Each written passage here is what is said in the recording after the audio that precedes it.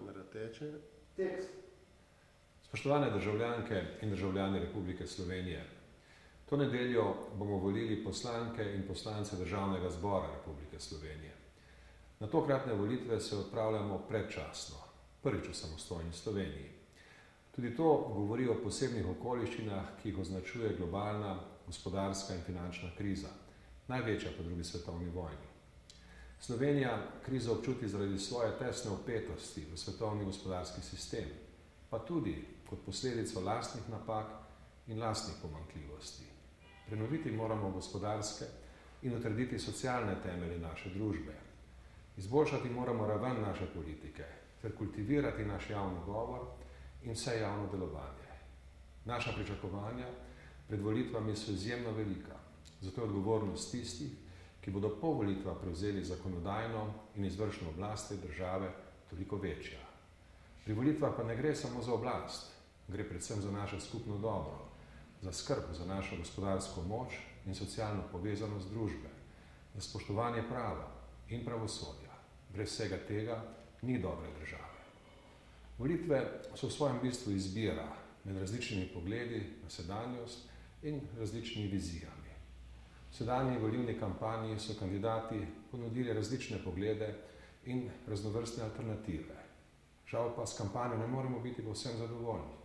Vse preveč je bilo osebnih obračunavanj in negativnosti. Vendar, volivke in volivci v Sloveniji smo že večkrat pokazali, da se odločamo svobodno. Zaupajmo torej v svojo sposobnost, spremenimo tisto, kar je treba spremeniti in izboljšajmo tisto, kar je treba izboljšati.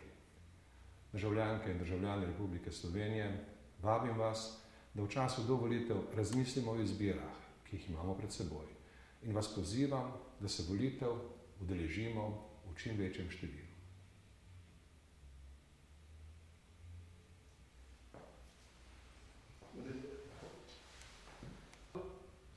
Kamera teče. Tekst. Spoštovane državljanke in državljani Republike Slovenije, to nedeljo bomo volili poslanke in poslance Državnega zbora Republike Slovenije. Na tokratne volitve se odpravljamo predčasno, prvič v samostojni Sloveniji.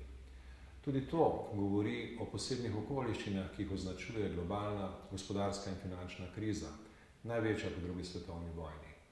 Slovenija krizo občuti zaradi svoje lastne vpetosti v svetovni gospodarski sistem, pa tudi kot posledico lastnih napak in pomanjkljivosti.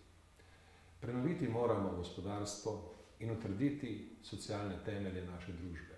Izboljšati moramo raven naše politike ter kultivirati naš javni govor in vse javno delovanje. Naša pričakovanja pred volitvami so izjemno velika, zato je odgovornost tistih, ki bodo po volitvah prevzeli zakonodajno in izvršno oblast, toliko večja.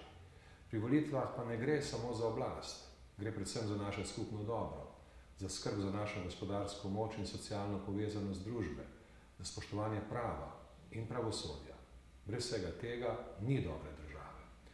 Volitve so v svojem bistvu izbira med različnimi pogledi na sedanjost in različnimi vizijami. V letošnji volilni kampanji so kandidati ponudili različne poglede in raznovrstne alternative. Žal pa s kampanjo ne moremo biti povsem zadovoljni. Vse preveč je bilo osebnih obračunavanj in negativnosti. Vendar, volivke in volivci v Sloveniji smo že večkrat dokazali, da se odločamo svobodno. Zaupajmo torej v svojo sposobnost, spremenimo tisto, kar je treba spremeniti in izboljšajmo tisto, kar je treba izboljšati. Državljanke in državljani Republike Slovenije, vabim vas, da v času do volitev razmislimo o izbirah, ki jih imamo pred seboj. In pozivam vas, da se volitev udeležimo v čim večjem številu.